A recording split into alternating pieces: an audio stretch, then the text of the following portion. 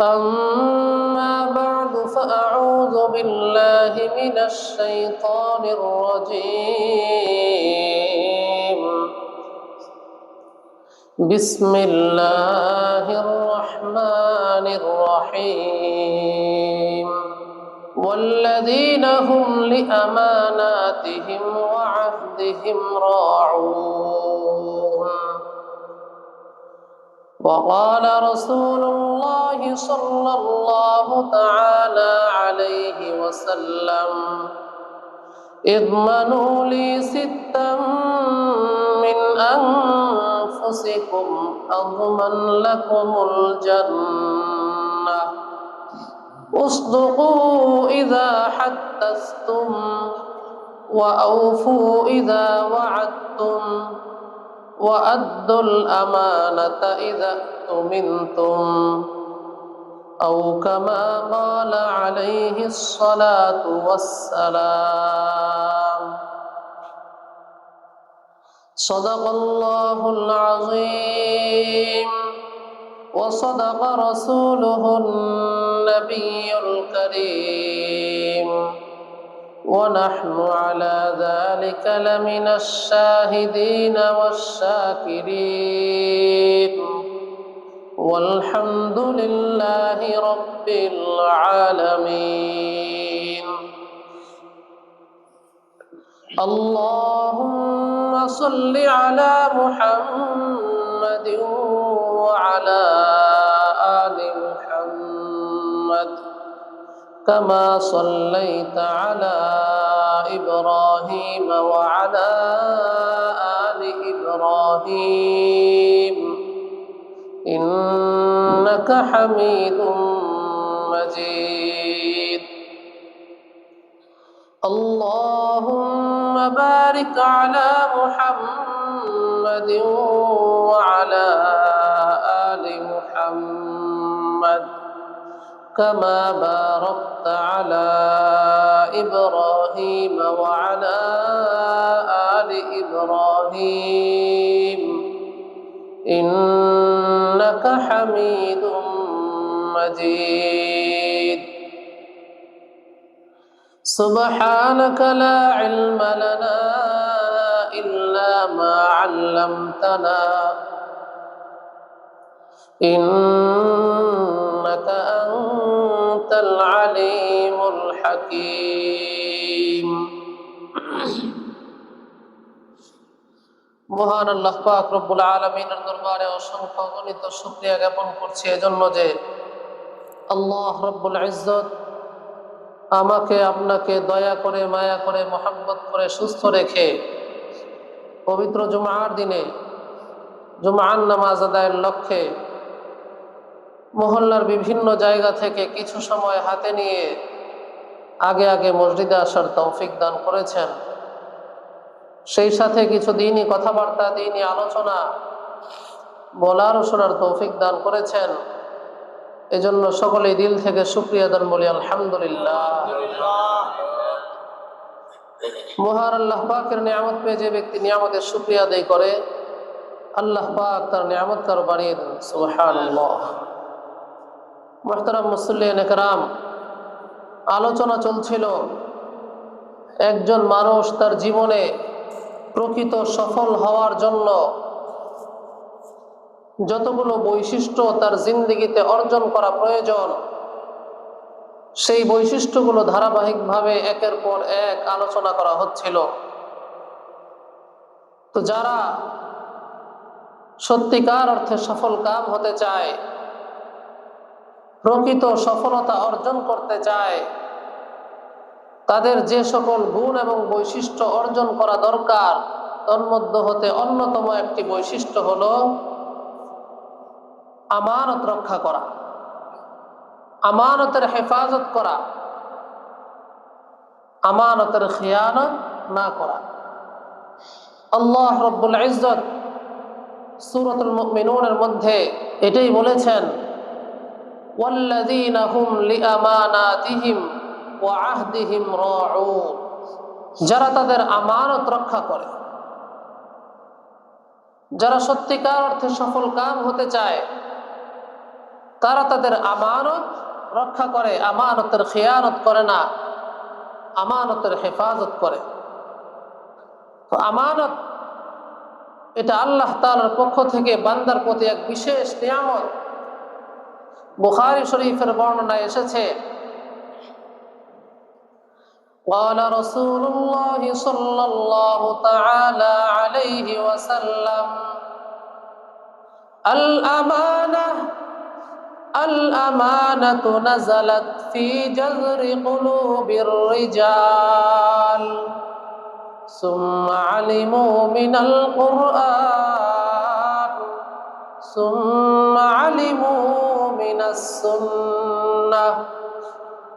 আল্লাহ রাসূল সাল্লাল্লাহু তাআলা আলাইহি ওয়াসাল্লাম ইরশাদ করেন, আমানত এটা আল্লাহ তাআলার পক্ষ থেকে বান্দার মানুষের অন্তরের অন্তঃস্থলে অবতীর্ণ হয়। এরপর মানুষ কোরআন থেকে শিক্ষা গ্রহণ করে, তারপর সুন্নাহ থেকে শিক্ষা গ্রহণ করে। আমানত এমন জিনিস যা হাতে বানানো যায় না, কেউ তৈরি করতে পারে না, বরং এটা আল্লাহ রব্বুল ইজ্জতের পক্ষ থেকে বান্দার অন্তরের গভীরে অবতীর্ণ হয়। সুবহানাল্লাহ। মানুষের যে দিনদারি রয়েছে, নামাজ, রোজা, হজ, যাকাত, যেটাকে আমরা আমাদের দিনদারি মনে করি, ধার্মিকতা মনে করি, তো আমাদের দিনদারি থেকে সর্বপ্রথম যে জিনিসটার বিলুপ্তি ঘটবে সেটা হচ্ছে এই আমানত। আল মুআজামুল কবির কিতাবের মধ্যে এসেছে, قال رسول الله صلى الله تعالى عليه وسلم أول ما تفقدون من دينكم الأمانة أول ما تفقدون من دينكم الأمانة। তোমরা তোমাদের দিনদারি থেকে সর্বপ্রথম যে জিনিসটি হারাবে সেটি হচ্ছে আমানতদারি। আমরা মুসলমান যে ভালো মতো নামাজ কালাম পড়ে তাকে আমরা খুব দিনদার মনে করি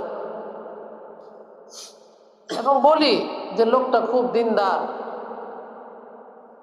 মাশাআল্লাহ সুন্দর নামাজ কালাম পড়ে, তাহাজ্জুদ পড়ে, ইশরাক পড়ে, আওয়াবিন পড়ে, রমজানেও রোজা রাখে, সারা বছরও বিভিন্ন সময়ে নফল এরপর মুস্তাহাব রোজাগুলো রাখে। তো মানুষের দিনদারির মধ্যে নামাজের বিলুপ্তি ঘটবে, হজের বিলুপ্তি ঘটবে, যাকাতের বিলুপ্তি ঘটবে, এই ধরনের কথা কিন্তু বলা হয় নাই। সর্বপ্রথম যেই জিনিসটার বিলুপ্তি ঘটবে সেটা কি? আমানত। তার মানে হলো, এর দ্বারা বোঝা গেল যে একজন মানুষ নামাজের দিক থেকে জনগণের কাছে, মানুষের কাছে, সমাজের কাছে দিনদার হিসাবে পরিচিতি লাভ করতে পারে, রোজার দিক থেকে দিনদার হিসাবে পরিচিতি লাভ করতে পারে, হজ, যাকাত, কুরবানি এই সকল দিক থেকেও দিনদার হিসাবে পরিচিতি লাভ করতে পারে। কিন্তু এত কিছুর পরও এমন হতে পারে যে নামাজ ঠিক, রোজা ঠিক, যাকাত ঠিক, হজ ঠিক, কুরবানি ঠিক, চাষত আওয়ামিনও ঠিক, কিন্তু আমানতদারিতা ঠিক নেই। আমানতদারির মধ্যে অভাব আছে। অনেক সময় মানুষ বিরক্ত হয়ে, মানুষের প্রতি মানুষ অতিষ্ঠ হয়ে এরকম উদাহরণ দেয়, মাশাআল্লাহ নামাজে তো নিয়মিত যায়, মসজিদে যায়, প্রথম কাতারেও দেখা যায়, কিন্তু লেনদেন করতে গিয়া দেখি আমানতদারির খবর নাই, কথা যা কাজে তার মিল নেই। এরকম মানুষ আমাদের সমাজে আছে কিনা? নাই। তো আল্লাহ রাসূল সাল্লাল্লাহু আলাইহি ওয়াসাল্লাম আমাদেরকে জানিয়ে দিয়েছেন যে সর্বপ্রথম তোমাদের দিনদারির মধ্য থেকে যেই জিনিসটি হারাবে সেটি হচ্ছে আমানত। যার আমানত নাই তার কিছুই নেই। মুসনাদ আহমদের বর্ণনায় এসেছে, আল্লাহ রসুল সাল্লাল্লাহু আলাইহি ওয়াসাল্লাম ইরশাদ করেন, قال رسول الله صلى الله تعالى عليه وسلم لا إيمان لمن لا أمانة له لا إيمان لمن لا أمانة له। যেই ব্যক্তির মধ্যে আমানতদারি নেই তার মধ্যে যেন ঈমানই নেই। আমানতদারিতা নেই মানে ঈমানও নেই। এই জন্য হাদিসের মধ্যে আরো বলা হয়েছে, বুখারী শরীফের বর্ণনায় এসেছে, আমানতের খিয়ানত কিয়ামতের আলামত, আমানতের খিয়ানত কিয়ামতের আলামত। قال رسول الله صلى الله تعالى عليه وسلم إذا ضيعت الأمانة فانتظر الساعة قال ما كيف إضاعتها يا رسول الله قال إذا أسند الأمر إلى غير أهله فانتظر الساعة। আল্লাহর রাসূল সাল্লাল্লাহু তাআলা আলাইহি ওয়াসাল্লাম ইরশাদ করেন, যখন আমানত নষ্ট করা হবে তখন কিয়ামতের অপেক্ষা করতে থাকো। প্রশ্নকারী সাহাবী আল্লাহর রাসূল সাল্লাল্লাহু তাআলা আলাইহি ওয়াসাল্লামকে জিজ্ঞেস করলেন, কাইফা ইদাআতুহা ইয়া রাসূলুল্লাহ, ওগো আল্লাহর রাসূল আমানতকে কিভাবে নষ্ট করা হবে? নবীজি সাল্লাল্লাহু তাআলা আলাইহি ওয়াসাল্লাম এই প্রশ্নের জবাবে বললেন, ইযা উসনিদাল আমরু ইলা গায়রি আহলিহি ফান্তাযিরিস সাআহ। যখন কাজের দায়িত্ব অনুপযুক্ত ব্যক্তিকে প্রদান করা হবে তখন তুমি কিয়ামতের অপেক্ষা করো। যে কোনো কাজ একদম ছোট থেকে ছোট শুরু করে একদম সর্বোচ্চ পর্যন্ত, সর্বোচ্চ বলতে আমরা যেটা বুঝি কাঠামোর দিক থেকে রাষ্ট্র পরিচালনা, এটা একটা বিরাট দায়িত্ব আমরা মনে করি।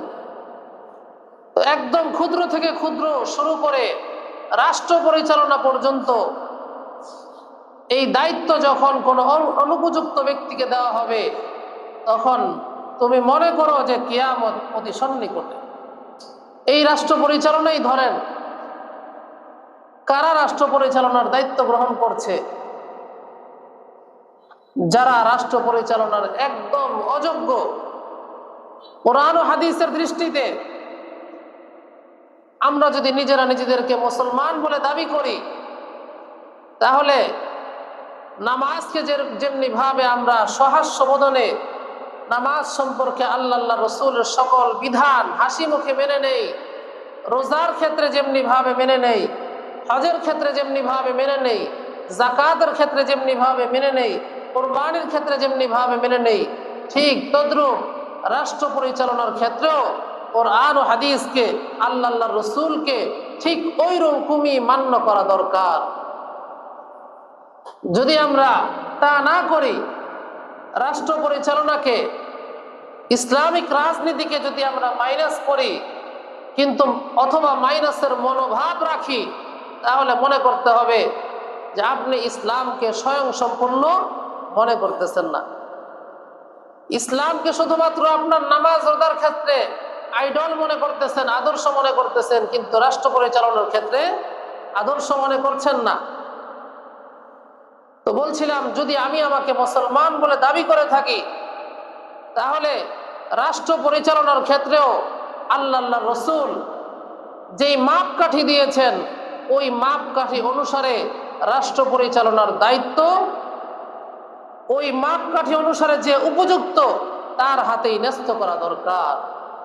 আমরা ভোট দিয়ে নির্বাচিত করব, এরপর আমাদের উপর জুলুম খিয়ানতের সয়লাভ হয়ে যাবে আর তখন আমরা আফসোস করতে থাকব,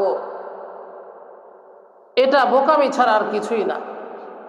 নির্বাচন করার ক্ষেত্রেই আমাদেরকে সাবধানতা অবলম্বন করতে হবে, সতর্কতা অবলম্বন করতে হবে যে আমি কাকে নির্বাচন করছি, যাকে আমি ভোট দিব, যাকে আমি নির্বাচন করছি, সে কোরআন ও হাদিসের মাপকাঠি অনুসারে সত্যিকার অর্থে উপযুক্ত কিনা। এমন ব্যক্তিকেই দেওয়া দরকার যে কোরআন ও হাদিসের মাপকাঠি অনুসারে রাষ্ট্র পরিচালনার উপযুক্ত। আপনি বলতে পারেন, হুজুর 100-এ 100 কাকে খুঁজে পাওয়া যাবে? কাউকেই তো খুঁজে পাওয়া যাবে না। আমি আপনার সাথে একমত পোষণ করে বলবো, হ্যাঁ 100-এ 100 হয়তো পাবেন না, কারণ সাহাবায়ে কেরাম যেই পর্যায়ের ঈমান ও আমালওয়ালা ছিলেন, কোরআন ও হাদিসের মান্যকারী যেই পর্যায়ের ছিলেন, ওই পর্যায়ের মান্যকারী তো আমরা না, বরং এর ধারে কাছেও না। তাহলে এখন আমাদের করণীয় কি? আপনি পার্সেন্টেজ অনুসারে যার মধ্যে কোরআন ও হাদিসের আদর্শ পরিমাণে বেশি দেখতে পাবেন, তাকেই আপনি উপযুক্ত হিসাবে নির্বাচন করুন। যাই হোক, প্রচলিত রাজনীতি নিয়ে আমার এই মুহূর্তে কথা বলা উদ্দেশ্য না, কিন্তু ইসলামিক রাজনীতি এটা আলোচ্য বিষয়। তো এই জন্য প্রসঙ্গক্রমে ইসলামী রাজনীতির দৃষ্টিকোণ থেকে 2-4টি কথা বললাম। প্রচলিত রাজনীতি আর ইসলামী রাজনীতি পার্থক্য আছে। যাই হোক, সেটা অন্য সাবজেক্ট, পরবর্তীতে কখনোই যদি ইনশাআল্লাহ তৌফিক হয় আলোচনা করব। তো বলছিলাম, আমানতের খেয়ানত এটা কিয়ামতের আলামত। আল্লাহ রসুল সাল্লাল্লাহু তাআলা আলাইহি ওয়াসাল্লাম বলে দিয়েছেন, যখন কাজের দায়িত্ব অনুপযুক্ত ব্যক্তিকে প্রদান করা হবে, তখন তুমি কিয়ামতের অপেক্ষা করো। তো আজকে সারা পৃথিবী জুড়ে, শুধু আমাদের এই অঞ্চলে তা না, শুধু বাংলাদেশে এমন না, বরং সারা বিশ্ব জুড়ে বেশিরভাগ রাষ্ট্রেই, হাতে গোনা 1-2টা রাষ্ট্র হয়তোবা বাদ দিলে দেওয়া যেতে পারে, তা না হলে সারা পৃথিবী জুড়েই আমানতের খেয়ানত এর সয়লাভ হয়ে গেছে। তো আমানতের খেয়ানত এটা শুধুমাত্র কিয়ামতের আলামত না, বরং মুনাফিক, যেটাকে আমরা ভদ্র ভাষায় গালি দিয়ে থাকি, যে অমুক লোকটা তো ভালো না, সে একটা মুনাফিক। যখন কারো ব্যাপারে মুনাফিক ট্যাগ লাগানো হয়, এটা কি তার জন্য দোয়া হিসাবে বলা হয়, নাকি তার ভিতরের খারাপের দিকে ইঙ্গিত করে মুনাফিক বলা হয়ে থাকে? আমরা মানুষের খারাপ দিকটাকে তুলে ধরার জন্যই বলে থাকি যে লোকটা ভালো না, লোকটা একটা আস্ত মুনাফিক। তো আমানতের খেয়ানত এটা মুনাফিকের বৈশিষ্ট্য। বুখারী শরীফের বর্ণনায় এসেছে, قال رسول الله صلى الله تعالى عليه وسلم آية المنافق ثلاث آية المنافق ثلاث إذا حدث كذب وإذا وعد أخلف وإذا اؤتمن خان। আল্লাহর রাসূল সাল্লাল্লাহু তাআলা আলাইহি ওয়াসাল্লাম ইরশাদ করেন, মুনাফিকের বৈশিষ্ট্য 3টি। মুনাফিকের বৈশিষ্ট্য কয়টি? 3টি। 1 নম্বর হলো ইযা হাদ্দাসা কাযাবা, কথা বলার সময় সত্য বলে না, মিথ্যা বলে। 2 নম্বর বৈশিষ্ট্য হলো ওয়া ইযা ওয়া'আদা আখলাফা, যখন কাউকে কোনো ওয়াদা দেয়, প্রতিশ্রুতি দেয়, ওয়াদা খেলাফ করে, ওয়াদা ভঙ্গ করে। 3 নম্বর বৈশিষ্ট্য হলো, 3 নম্বর আলামত হলো ওয়া ইযা তুমিনা খানা, যখন তার নিকট আমানত রাখা হয় সে সেই আমানতের খেয়ানত করে বসে। 3 আলামতের অন্যতম একটি আলামত হলো আমানতের খেয়ানত। তো আল্লাহ পাক আমাদেরকে সম্বোধন করে বলেছেন যে তোমরা আমানতের খেয়ানত করো না, কারণ যে আমানতের খেয়ানত করে তাকে আল্লাহ তাআলা পছন্দ করেন না, ভালোবাসেন না। আল্লাহ পাক সূরা নিসার মধ্যে ইরশাদ করতেছেন, ওয়ালা তুজাদিল আনিল্লাযীনা ইখতানুনা আনফুসাহুম ইন্নাল্লাহা লা ইউহিব্বু মান কানা খাওয়ানান আসীমা। আল্লাহ রাব্বুল ইজ্জত নবীজি মুহাম্মদুর রাসূলুল্লাহ সাল্লাল্লাহু তাআলা আলাইহি ওয়াসাল্লামকে সম্বোধন করে বলতেছেন, ওগো রাসূল, যারা নিজেদের সাথে খেয়ানত করে আপনি তাদের পক্ষে বাকবিতণ্ডা করবেন না। নিশ্চয়ই আল্লাহ রাব্বুল ইজ্জত কোন খেয়ানতকারী পাপিষ্ঠকে পছন্দ করেন না। যারা খেয়ানত করে তাদেরকে আল্লাহ পাক পছন্দ করেন না। এজন্য আল্লাহ পাক ইমানদারদেরকে সম্বোধন করে বলেছেন, হুকুম করেছেন যে তোমরা আল্লাহ পাকের খেয়ানত করবে না, তোমরা রাসূলের খেয়ানত করবে না, তোমরা মানুষের তোমাদের নিজেদের মধ্যে যে পারস্পরিক লেনদেন সেগুলোর ক্ষেত্রেও তোমরা খেয়ানত করবে না। সূরা আনফালের মধ্যে আল্লাহ রাব্বুল ইজ্জত ইরশাদ করতেছেন, ইয়া আইয়ুহাল্লাযীনা আমানু লা তাখুনুল্লাহা ওয়ার রাসূলা ওয়া তাখুনু আমানাতিকুম ওয়া আনতুম তা'লামুন। হে ঈমানদারগণ, তোমরা আল্লাহ পাকের সঙ্গে খেয়ানত করো না, তোমরা রাসূলের সঙ্গে খেয়ানত করো না, এবং নিজেদের যে আমানত রয়েছে এই আমানতের মধ্যেও খেয়ানত করো না। নিজেরা অনেক সময় বিভিন্ন ধরনের লেনদেন করো, নিজেদের পারস্পরিক আমানতের মধ্যেও জেনে শুনে তোমরা খেয়ানত করো না। তো আল্লাহ পাক এই আয়াতে কারিমার মধ্যে দুটি বিষয় বলেছেন। একটি হলো আল্লাহ পাকের সাথে খেয়ানত না করা, রাসূলের সঙ্গে খেয়ানত না করা, নিজেদের পারস্পরিক লেনদেনের ক্ষেত্রেও খেয়ানত না করা। ঠিক এমনি ভাবে আরেকটি বিষয় আমাদের সামনে স্পষ্ট করে দিয়েছেন, সেটি হলো আমানত তিন প্রকার। আমানত মৌলিকভাবে কয় প্রকার? তিন প্রকার।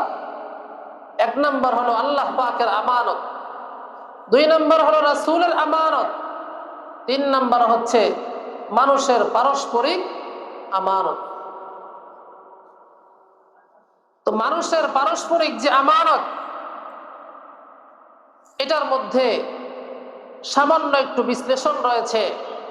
নিজেদের পারস্পরিক আমানত এটারও কয়েকটা প্রকারে বিভক্ত। নিজেদের পারস্পরিক আমানতটাও কয়েক প্রকারে বিভক্ত। আমরা সাধারণত যেটা বুঝে থাকি সহজ অর্থে, সেটা হলো কেউ আমার কাছে 10,000 টাকা রাখলো যে ভাই এটা আপনার কাছে রাখেন। আমরা কিন্তু সহজ অর্থে এটাকেই আমানত মনে করে থাকি, কিন্তু না, এটা পূর্ণাঙ্গ আমানত না। আমানতের পরিপূর্ণ অর্থ এটা না, বরং এটা আমানতের একটা প্রকার। আমানতের আরো প্রকার রয়েছে। কেউ আপনার কাছে 500 টাকা, 1000 টাকা, 10,000 টাকা, 1 লক্ষ টাকা গচ্ছিত রাখলো যে ভাই একটু রাখেন, 5 দিনের জন্য রাখেন, 10 দিনের জন্য রাখেন, বা যখন আমি চাবো তখন আপনি আমাকে ব্যাক করে দিন। এটা তো আমানতের একটা প্রকার। আমানতের আরো প্রকার রয়েছে। মানুষ মানুষকে প্রতিশ্রুতি দেয়, ওয়াদা দেয়। এই ওয়াদা এবং প্রতিশ্রুতি এটাও একটা আমানত। ঠিক এমনি ভাবে যখন কোনো মজলিসে কোনো গোপন শোনা পরামর্শ হয়, তো ওই গোপন কথা বা গোপন বিষয় এটাও একটা আমানত। ঠিক এমনি ভাবে দায়িত্বেরও আমানত রয়েছে। যেমন মনে করেন একজন গার্ডিয়ান তার সন্তানকে শিক্ষকের হাতে তুলে দিয়ে বলল যে আপনি আমার সন্তানটাকে মানুষ করে দিয়েন। আদর্শ শিক্ষায়, সুশিক্ষায় শিক্ষিত করে তাকে আপনি একটি আদর্শ মানুষ রূপে গড়ে তুলবেন, এটা আপনার কাছে আমার রিকোয়েস্ট রইল। তো সন্তানকে মানুষ বানানোর দায়িত্ব শিক্ষককে দেওয়া হলো, এটাও একটা আমানত।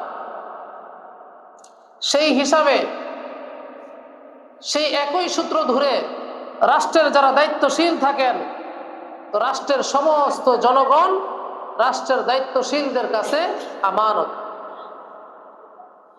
অতএব যারা রাষ্ট্র পরিচালনা করবেন তারা জনগণের সমস্ত সুবিধা কল্যাণের দিকে সদা সর্বদা লক্ষ্য রাখবেন।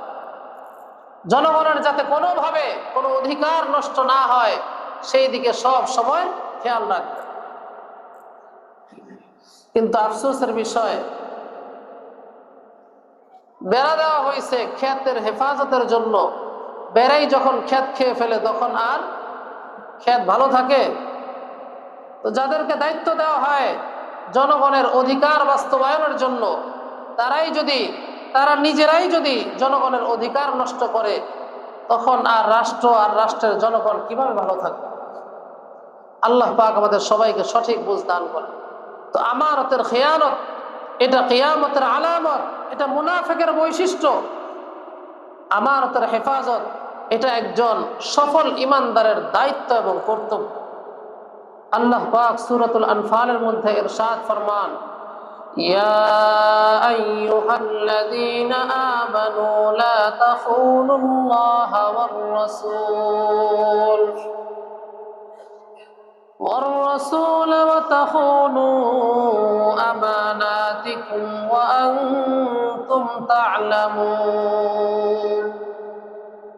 হে ইমানদারগণ, তোমরা আল্লাহর সঙ্গে খিয়ানত করো না, তোমরা রাসূলের সঙ্গে খিয়ানত করো না, এবং জেনে শুনে নিজেদের পরস্পরের আমানতের মধ্যে খিয়ানত করো না।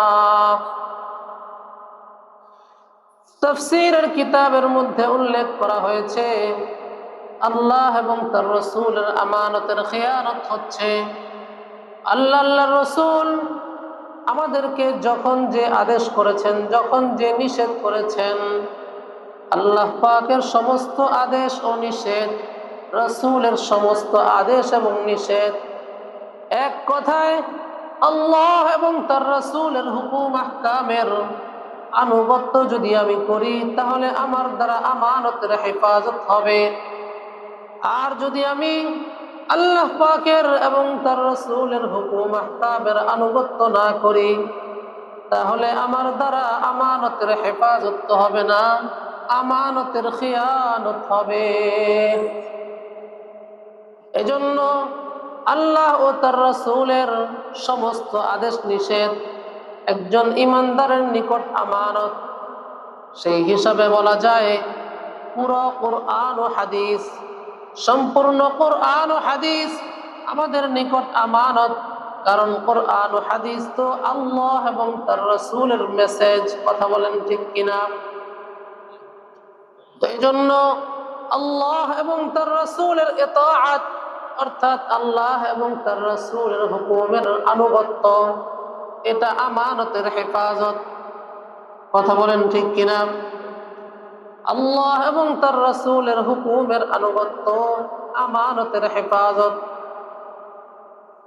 আল্লাহ রাব্বুল ইজ্জত উক্ত বিষয় সম্পর্কে সূরাতুল আনফালের অপর আয়াতে ইরশাদ ফরমান, ইয়া আইয়ুহাল্লাযীনা আমানু আতিউল্লাহা ওয়া রাসূলাহু ওয়ালা তাওয়াল্লাউ আনহু ওয়া আনতুম তাসমাউন।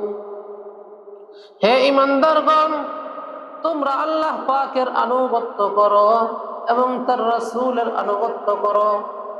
আল্লাহ এবং তার রাসূল যখন যে আদেশ করেছেন, যখন যে নিষেধ করেছেন, সেটা যখন তোমরা শুনতে পাও, সেটা যখন তোমরা জানতে পারো, তা জানা সত্ত্বেও, তা শোনার পরও তোমরা ওই হুকুম আনুগত্য থেকে মুখ ফিরিয়ে নিও না। তো আল্লাহ রাসূলের হুকুম আহকাম জানা, এটা যেমন একটা ইমানদারের জন্য ফরজ বিধান, ঠিক তদ্রূপ ইমানদার জানার পর না মেনে মুখ ফিরিয়ে নেওয়া, আল্লাহ পাকের হুকুম আহকাম থেকে মুখ ফিরিয়ে নেওয়া, পৃষ্ঠ প্রদর্শন করা, এটা করাটাও একটা বিরাট হারাম কাজ, নিষিদ্ধ কাজ। আল্লাহ পাক নামাজ পড়ার হুকুম করেছেন, আমি যদি নামাজ না আদায় করি তাহলে এটা আমার জন্য হালাল হবে না হারাম হবে? আল্লাহ পাক আমার আপনার উপর রমজানের রোজা ফরজ করেছেন। অতি শীঘ্রই রমজানুল মুবারক আসতে যাচ্ছে। রমজানের রোজা যদি আমি বালেগ হওয়া সত্ত্বেও, সুস্থ থাকা সত্ত্বেও যদি না আদায় করি, রোজা যদি না রাখি, তাহলে আল্লাহ পাকের হুকুম লঙ্ঘন হলো কিনা হলো না? আর এই হুকুম লঙ্ঘন হওয়ার দ্বারা আমি হারাম কাজে লিপ্ত হয়ে গেলাম। তো আল্লাহ এবং তার রাসূলের হুকুমের আনুগত্য শোনার পর, জানার পর তা থেকে মুখ ফিরিয়ে নেওয়া, এটা কোনো ইমানদারের শান নয়, এটা কোনো ইমানদারের কাজ নয়। তো আল্লাহ পাক আমাদেরকে হুকুম করেছেন আমরা যাতে আল্লাহ পাকের হুকুমের বিমুখতা প্রদর্শন না করি, আল্লাহ পাকের আমানতের খেয়ানত না করি। আল্লাহ পাক যখন যে আদেশ করেছেন সেই আদেশ যেন আমরা মেনে চলি। আল্লাহ পাক মানুষকে এই আমানতের যোগ্যতা দিয়ে দুনিয়ার বুকে পাঠিয়েছেন। আমানত একজন ব্যক্তিকে আপনি দিলেন, একজনের কাছে কোনো কিছু আমানত রাখলেন, কিন্তু যার কাছে আপনি আমানত রাখলেন সে যদি সেটা হেফাজত করার, রক্ষা করার যোগ্যতাই না রাখে, তাহলে আপনার এই আমানত দেওয়াটা কি সঠিক হলো? ওই ব্যক্তির নিকট আমানত রাখাটা কি আপনার জন্য সঠিক হলো? সঠিক হলো না। তো আল্লাহ পাক আমাদেরকে আমানত দিয়েছেন, সাথে সাথে আমানত বহন করার যোগ্যতাও দিয়ে দিয়েছেন। আল্লাহ পাক প্রস্তাব পেশ করেছিলেন, এই আমানতটা গ্রহণ করার প্রস্তাব পেশ করেছিলেন। আসমানের কাছে প্রস্তাব পেশ করেছিলেন, জমিনের কাছে প্রস্তাব পেশ করেছিলেন, পাহাড় পর্বতের নিকট প্রস্তাব পেশ করেছিলেন, কিন্তু কেউই এই প্রস্তাব গ্রহণ করেনি, গ্রহণ করার হিম্মত করেনি, বরং তারা ভীত সন্ত্রস্ত হয়ে গেছে। পক্ষান্তরে মানুষ এই আমানত বহন করার জিম্মাদারি গ্রহণ করেছে। আল্লাহ পাক সূরাতুল আহজাবের মধ্যে এটাই ইরশাদ ফরমাচ্ছেন, ইন্না আরাদনাল আমানাতা আলাস সামাওয়াতি ওয়াল আরদি ওয়াল জিবালি ফাআবাইনা আন ইয়াহমিলনাহা ওয়া আশফাকনা মিনহা ওয়া হামালাহাল ইনসান ইন্নাহু কানা যালুমান জাহুলা। আল্লাহ রাব্বুল ইজ্জত ইরশাদ ফরমান, নিশ্চয় আমি এই আমানত সমগ্র আসমান এবং জমিন ও পাহাড় পর্বতের নিকট পেশ করেছিলাম, কিন্তু তারা তা বহন করতে অস্বীকার করেছে এবং তা বহন করার ক্ষেত্রে শঙ্কা প্রকাশ করেছে, ভীত সন্ত্রস্ত হয়ে পড়েছে। অপরদিকে মানুষ তা বহন করে নিয়েছে। এরপর মানুষের অবস্থা সম্পর্কে আল্লাহ রাব্বুল ইজ্জত ঘোষণা করছেন, ইন্নাহু কানা যালুমান জাহুলা। মানুষ তো চরম জালেম এবং বড়ই অজ্ঞ। মানুষ যে এই আমানত বহন করেছে, আমানত বহন করে এই আমানতের হেফাজত সবাই যথাযথভাবে আদায় করে না, করে না। আমরা কয়জন আছি আল্লাহ পাকের এ টু জেড সমস্ত হুকুম আহকাম পরিপূর্ণরূপে পালন করি? তো আল্লাহ পাকের হুকুম যে লঙ্ঘন করলো, সে নিজে নিজের প্রতি জুলুম করলো। সেই হিসাবে আমরা কম আর বেশি সবাই জালেম, সবাই নিজের প্রতি জুলুম করতেছি। আল্লাহ পাক আমাদের উপর হুকুম আরোপ করেছিলেন, আমাদেরকে আদেশ নিষেধ করেছিলেন আমাদের কল্যাণার্থে, আমাদের সফলতার জন্য, আমাদের দুনিয়া এবং আখিরাতের কামিয়াবির জন্য। কিন্তু আমরা সেই আদেশ নিষেধ পালন না করে নিজেদের প্রতি জুলুম করছি এবং নিজেদের দুনিয়া এবং আখিরাতকে বরবাদ করতেছি। তো আল্লাহ পাক মানুষকে এই আমানতের যোগ্যতা আল্লাহ পাক দিয়েই দুনিয়ার বুকে পাঠিয়েছেন। তাফসীর কিতাবের মধ্যে উল্লেখ করা হয়েছে, এখানে আল্লাহ পাক যে উক্ত আয়াতে কারিমার মধ্যে আমানতের কথা বলেছেন, এই আমানত দ্বারা একজন আরেকজনের কাছে 500 টাকা, 1000 টাকা, 10,000 টাকা রাখার জন্য দিল, এটা সেই প্রকৃতির আমানত না। এখানে আমানত দ্বারা উদ্দেশ্য কি? মুফাসসিরিনে কেরাম বলেন, উক্ত আয়াতে কারিমার মধ্যে আমানত দ্বারা উদ্দেশ্য হলো আল্লাহ পাক প্রত্যেকটা মানুষকে একটা স্বাধীন ইচ্ছা শক্তি দান করেছেন। কথা বলেন ঠিক কিনা? আপনি আমি চাইলেই একটা ভালো কাজ করার জন্য এরাদা করতে পারি কিনা? পারি না। ঠিক এর বিপরীত, আপনি আমি চাইলে একটা মন্দ কাজের জন্য এরাদা করতে পারি। আমার মন চাইতেছে এখন খানা খাবো, আমার মন চাইতেছে এখন বাজারে যাব। এইভাবে আমাদের একটা মন চাওয়ার বিশেষ এক যোগ্যতা, এবং এর মধ্যে কোনো লাগাম আল্লাহ পাক টেনে দেননি যে ইচ্ছা তুমি যা তাই করতে পারো। বিভিন্ন ধরনের ইচ্ছা তুমি তোমার দিলের মধ্যে পোষণ করতে পারো, লালন করতে পারো, প্রকাশ করতে পারো, কিন্তু হবে সেটাই যেটা আল্লাহ পাকের ফয়সালা। মানুষ যা চায় তাই কি বাস্তবায়ন হয়? মানুষের সমস্ত ইচ্ছা, আশা, আকাঙ্ক্ষা কি পূরণ হয়? পূরণ হয় না। কিন্তু ইচ্ছা সবাই করতে পারে, প্রত্যেকটা মানুষ ইচ্ছা করতে পারে। পূরণ হওয়া না হওয়া সেটা আল্লাহ পাকের বিষয়, কিন্তু আল্লাহ পাক প্রত্যেকটা মানুষকে স্বাধীন ইচ্ছা শক্তি দান করেছেন। সেই স্বাধীন ইচ্ছা শক্তিকে কাজে লাগিয়ে আল্লাহ এবং তার রাসূলের হুকুম আহকামের আনুগত্য করার জিম্মাদারি গ্রহণ, এটাই হচ্ছে আমানত। উক্ত আয়াতে কারীমের মধ্যে আল্লাহ রাব্বুল ইজ্জত আমানত দ্বারা এই বিষয়টিকে আমাদেরকে বুঝিয়েছেন যে এই জিম্মাদারি মানুষ তার কাঁধের উপর বহন করে নিয়েছে।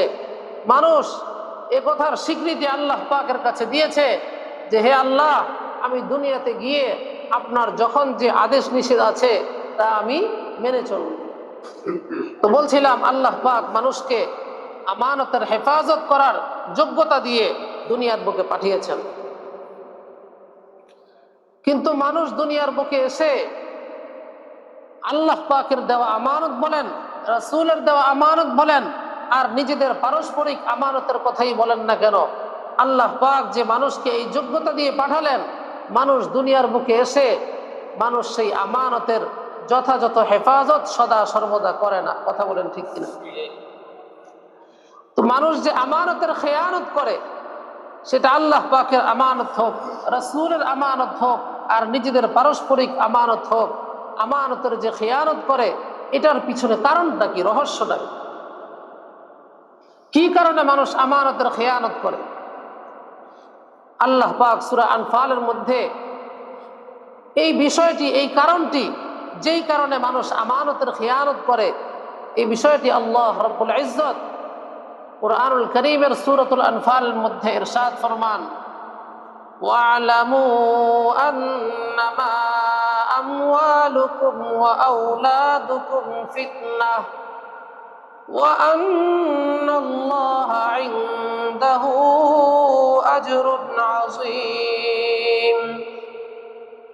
আল্লাহ রাব্বুল ইজ্জত ইরশাদ ফরমান, তোমরা জেনে রাখো তোমাদের সন্তান সন্ততি এবং তোমাদের ধন সম্পদ, এটা তোমাদের জন্য এক বিশেষ পরীক্ষা। আর এটাও ভালো করে জেনে রাখো আল্লাহ রাব্বুল ইজ্জতের নিকট রয়েছে বিশাল মহা প্রতিদান। তাফসীরের কিতাবের মধ্যে উল্লেখ করা হয়েছে, মানুষ সাধারণত আল্লাহ এবং মানুষের, আল্লাহ এবং মাখলুকের হকের আমানতের খেয়ানত করে দুই কারণে। এক নাম্বার কারণ হচ্ছে মানুষ তার সন্তান সন্ততির কারণে অন্যের হক নষ্ট করে। কথা বলেন ঠিক কিনা? ঠিক এমনি ভাবে ধন সম্পদের জন্য মানুষ মানুষের হক নষ্ট করে, এমনি ভাবে আল্লাহ রাব্বুল ইজ্জতের হকও নষ্ট করে। মানুষ আল্লাহ পাকের আমানতের খেয়ানত করে, রাসূলের আমানতের খেয়ানত করে, আর নিজেদের পারস্পরিক যত আমানত রয়েছে সেই সকল আমানতেরও খেয়ানত করে একমাত্র এই দুই কারণে।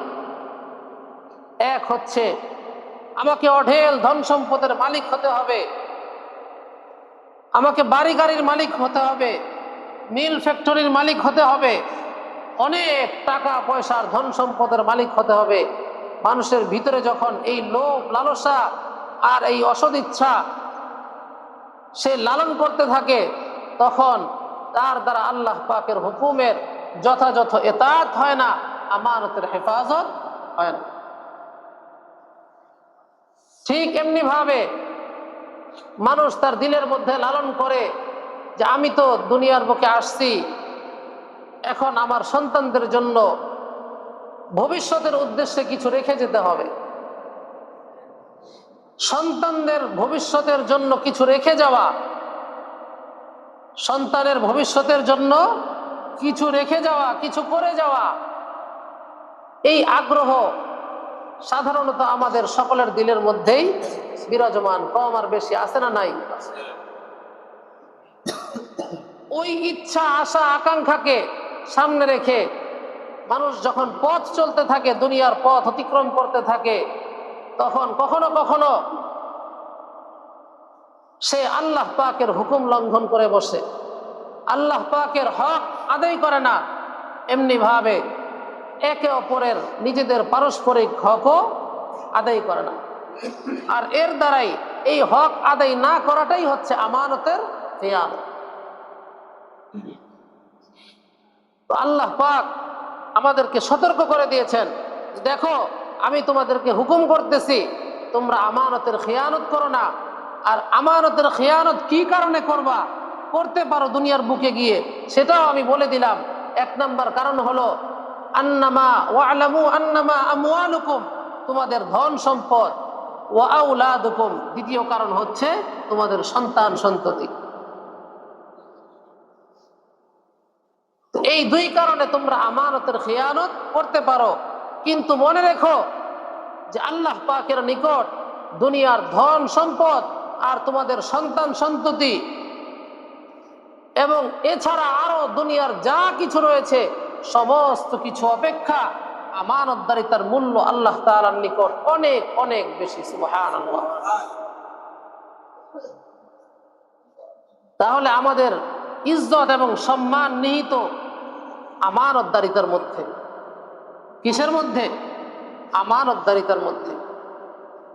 আমানতদারিতা রক্ষা করতে গিয়ে যদি সন্তানদের ব্যাপারে কোনো উচ্চাভিলাষ, কোনো আশা, কোনো আকাঙ্ক্ষা বাস্তবায়ন না হোক, কিন্তু তবুও আমানতের খেয়ানত করা যাবে না। ধন সম্পদ যতটুকু না হলেই না, যতটুকুর দ্বারা আল্লাহ রসুলের হুকুমের আনুগত্যের উপর থাকা যায়, এতটুকুর পর ব্যাংক ব্যালেন্স, ধন সম্পদ, বাড়ি গাড়ি, মিল ফ্যাক্টরির মালিক হওয়ার জন্য যে মনের মধ্যে উচ্চাভিলাষ, সেই আশা, সেই আকাঙ্ক্ষা, সেই উচ্চাভিলাষকে বাস্তবায়ন যদি না করা যায়, সেটাকে যদি উপেক্ষা করতে হয়, পিছনে ফেলে দিতে হয়, ছুঁড়ে ফেলে দিতে হয়, তবু আমাকে আপনাকে সেটা ছুঁড়ে ফেলে দিতে হবে, কিন্তু এর বিনিময়ে আমানতদারিতা রক্ষা করতে হবে। এক কথায় আমানতদারিতার মোকাবেলায় ধন সম্পদ, সন্তান সন্ততি, কোনো কিছুকে পরোয়া করা যাবে না। কিন্তু আফসোস, আমরা এই দুই কারণে আমানতের খেয়ানত করে থাকি। তো একদিকে আল্লাহ পাক যেমনি ভাবে আমানতের খেয়ানত না করার নির্দেশ দিয়েছেন, অপরদিকে এই হুকুমও করেছেন যে আমি তোমাদেরকে আদেশ করছি যে তোমরা আমানত সমূহ হকদারদের নিকট যথাযথভাবে আদায় করে দিও। সূরা নিসার মধ্যে আল্লাহ রাব্বুল ইজ্জত এই ইরশাদ ফরমাচ্ছেন, ইন্নাল্লাহা ইয়া'মুরুকুম আন তু'আদ্দুল আমানাতি ইলা আহলিহা। আল্লাহ রাব্বুল ইজ্জত ইরশাদ ফরমান, নিশ্চয়ই আল্লাহ রাব্বুল ইজ্জত তোমাদেরকে এই মর্মে হুকুম করছেন, তোমরা আমানত সমূহ তার হকদারদের নিকট যথাযথভাবে আদায় করে দিবে। এমনি ভাবে আবু দাউদ শরীফের বর্ণনায় এসেছে, আল্লাহর রাসূল সাল্লাল্লাহু তাআলা আলাইহি ওয়াসাল্লাম ইরশাদ ফরমান, আদ্দিল আমানাতা ইলা মান ইতামানাক ওয়ালা তাখুন মান খানাক। যে তোমার নিকট আমানত রেখেছে তুমি তার নিকট তার আমানত বুঝিয়ে দাও, পৌঁছে দাও। ওয়ালা তাখুন মান খানাক, আর যে তোমার খিয়ানত করেছে তুমি তারও খিয়ানত করো না। আল্লাহর রাসূল সাল্লাল্লাহু আলাইহি ওয়াসাল্লামের বলার ঢং, বলার স্টাইলটা একটু লক্ষ্য করেন। যে তোমার নিকট আমানত রেখেছে তুমি তার নিকট তার আমানত পৌঁছে দাও। এর বিপরীতে যে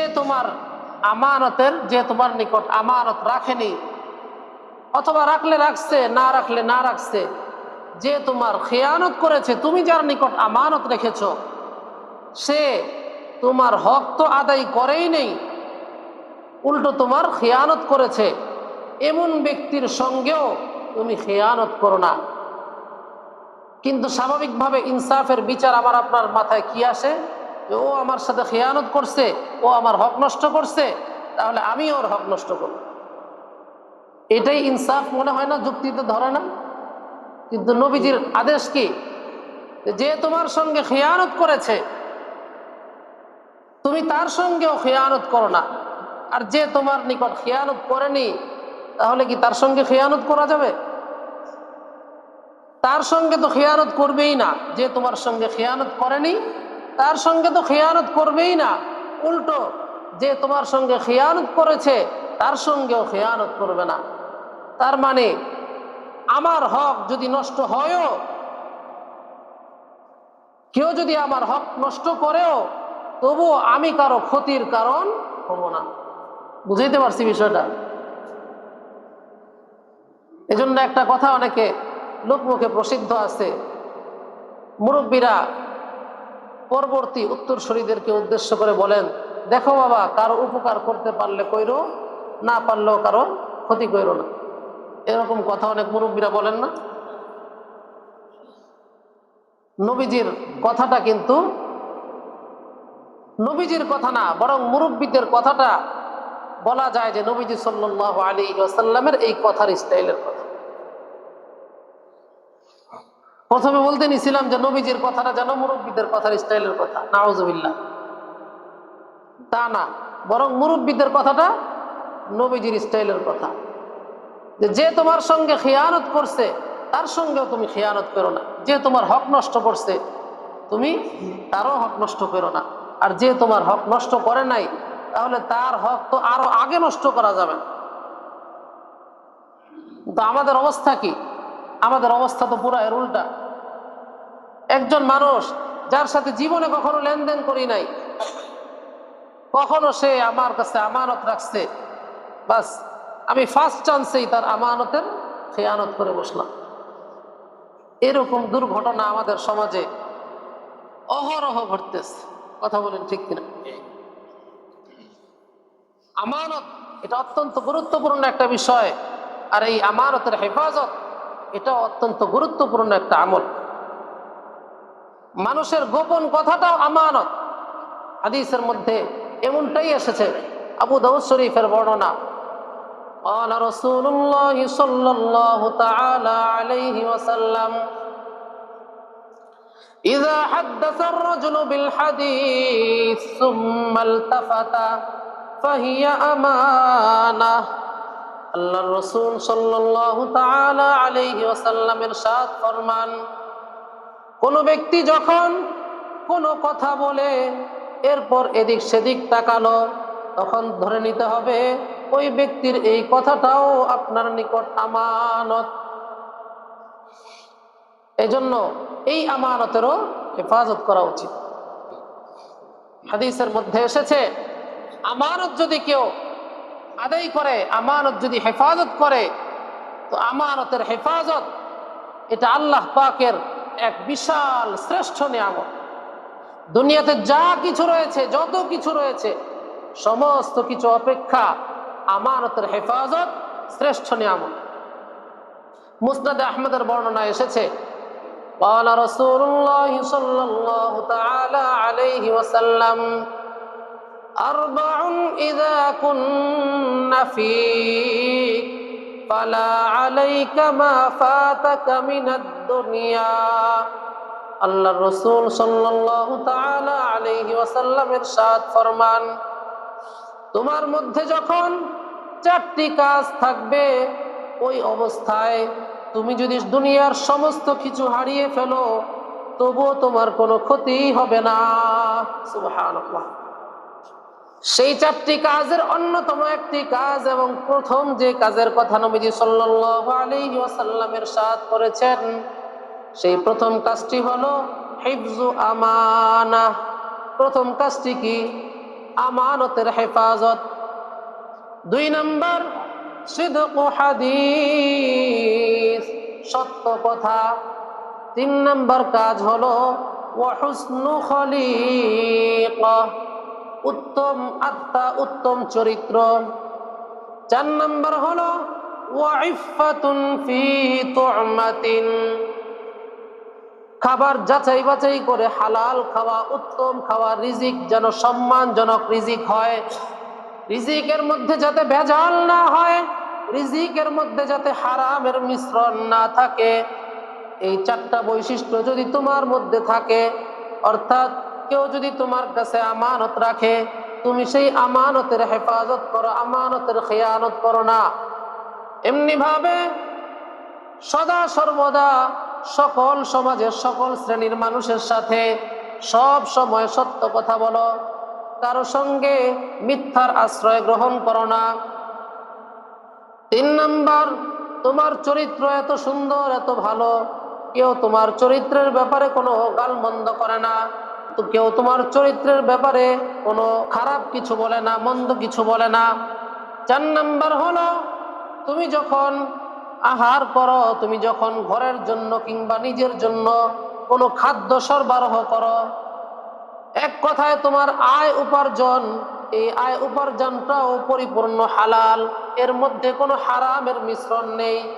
এই 4টি গুণ এবং 4টি বৈশিষ্ট্য যদি তোমার মধ্যে থাকে, আর বিপরীতে তুমি যদি দুনিয়ার সমস্ত কিছু হারিয়ে ফেলো, তবুও তোমার কোনো ক্ষতি হবে না।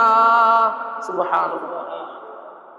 যে ব্যক্তি আমানতের হেফাজত করে, আল্লাহ রাব্বুল ইজ্জত ওই ব্যক্তিকে ভালোবাসেন, বলেন না সুবহানাল্লাহ। আমানতদারকে আল্লাহ এবং তার রাসূল ভালোবাসেন। সিলসিলাতুস সহিহা নামক কিতাবের মধ্যে এক বর্ণনা এসেছে, قال رسول الله صلى الله تعالى عليه وسلم إن كنتم تحبون أن يحبكم الله ورسوله فحافظوا على 3 خصال। যদি তোমরা পছন্দ করো যে আল্লাহ এবং তার রাসূল তোমাদেরকে ভালোবাসুক, পছন্দ করুক, তাহলে তোমরা 3টি বৈশিষ্ট্যের প্রতি যত্নবান থাকবে। কয়টি বৈশিষ্ট্য? 3টি বৈশিষ্ট্য। 1 নাম্বার সিদকিল হাদিস, সদা সত্য কথা বলবে। 2 নাম্বার আদাইল আমানা, আমানতের হেফাজত করবে। 3 নাম্বার হলো ওয়া হুসনিল জিওয়ার, প্রতিবেশীর সাথে ভালো ব্যবহার করবে, উত্তম আখলাকের পরিচয় দিবে। এই 3টি কাজের প্রতি যদি তোমরা যত্নবান থাকো, তাহলে মনে রেখো আল্লাহ এবং তার রাসূল তোমাদেরকে ভালোবাসবেন। সুবহানাল্লাহ। সর্বশেষ একটি বর্ণনা বলে আলোচনা শেষ করে দিচ্ছি। আমানতের হেফাজত এটা জান্নাত লাভের গ্যারান্টি। সুবহানাল্লাহ। আমানতের হেফাজত জান্নাত লাভের গ্যারান্টি। মুসনাদ আহমদের বর্ণনা এসেছে, قال رسول الله صلى الله تعالى عليه وسلم اضمنوا لي 6 من أنفسكم أضمن لكم الجنة। আল্লাহ রাসূল সাল্লাল্লাহু তাআলা আলাইহি ওয়াসাল্লাম ইরশাদ ফরমান, তোমরা আমাকে নিজেদের পক্ষ থেকে 6টি কাজের জামানত দিবে, আমি তোমাদের জন্য জান্নাতের জিম্মাদার হয়ে যাব। সুবহানাল্লাহ। 1 নাম্বার, উসদুকু ইযা হাদ্দাসতুম, তোমরা যখন কথা বলবে তখন সত্য কথা বলবে। যখনই কথা বলো, যার সাথেই কথা বলো, ছোট হোক বড় হোক, ঘরের হোক বাহিরের হোক, যার সাথেই কথা বলবে, যখনই কথা বলবে সত্য কথা বলবে। 2 নাম্বার হলো ওয়াউফু ইযা ওয়াআদতুম, কাউকে কোনো ওয়াদা দিলে, প্রতিশ্রুতি দিলে সেই ওয়াদা পূরণ করবে, ওয়াদা খেলাফি করবে না, ওয়াদা দিয়ে ওয়াদা ভঙ্গ করবে না। 3 নাম্বার ওয়াআদ্দুল আমানাতা ইযা তুমিনতুম, তোমাদের নিকট কেউ যদি আমানত রাখে, তোমরা সেই আমানত যথাযথভাবে হকদারের নিকট আদায় করে দিবে। কয়টি বলা হলো? 3টি। 4 নাম্বার হলো ওয়াহফাজু ফুরুজাকুম, তোমরা নিজেদের লজ্জাস্থানকে হেফাজত করবে। 5 নাম্বার হলো ওয়াগুদ্দু আবসারাকুম, তোমরা তোমাদের দৃষ্টিকে অবনত রাখবে, কারণ এটা লজ্জাস্থান হেফাজতের সম্পূরক। বিগত আলোচনায় বলেছিলাম লজ্জাস্থান হেফাজতের প্রথম সোপান কি? নজর। তো নবীজি সাল্লাল্লাহু আলাইহি ওয়াসাল্লাম লজ্জাস্থান হেফাজতের নির্দেশের সঙ্গে সঙ্গেই বলে দিয়েছেন ওয়াগুদ্দু আবসারাকুম, তোমরা তোমাদের দৃষ্টিকে অবনত রাখবে, সেটা পুরুষের ক্ষেত্রেও নারীর ক্ষেত্রেও। 6 নাম্বার কাজ, 6 নাম্বার বৈশিষ্ট্য হলো ওয়াকুফু আইদিয়াকুম, তোমরা তোমাদের হাতকে অন্যায় কাজ থেকে বিরত রাখবে। নবীজি সাল্লাল্লাহু তাআলা আলাইহি ওয়াসাল্লাম ইরশাদ করেন, তোমরা যদি আমাকে এই 6টি কাজের জামানত দিতে পারো, আমি তোমাদের জন্য জান্নাতের জামিন হয়ে যাব। সুবহানাল্লাহ। 6টি কাজ মনে থাকবে তো ইনশাআল্লাহ? 1 নাম্বার সত্য কথা, 2 নাম্বার ওয়াদা দিলে ওয়াদা রক্ষা করা, 3 নাম্বার আমানত যথাযথভাবে আদায় করা, 4 নাম্বার লজ্জাস্থানের হেফাজত করা, 5 নাম্বার নজরের হেফাজত করা, 6 নাম্বার হাতের হেফাজত করা। হাত যেখানে সেখানে ব্যবহার না করা। ক্ষমতা আছে, বাস আমি অন্যায়ভাবে একটা চটকাটা মেরে দিলাম। অনেক সময় শোনা যায় স্থানীয়রা, সেটা আসলে আর স্থানীয় বলে কোনো কথা না, প্রত্যেক এলাকাতেই স্থানীয় হলে কেমন যেন একটা ভিতরে ভাব চলে আসে। তো যারা দুস্থ, গরিব, অসহায়, দুর্বল শ্রেণীদের সাথে তারা অনেক সময় রাফ ব্যবহার করে বসে। আল্লাহ পাক আমাদের সবাইকে হেফাজত করুন।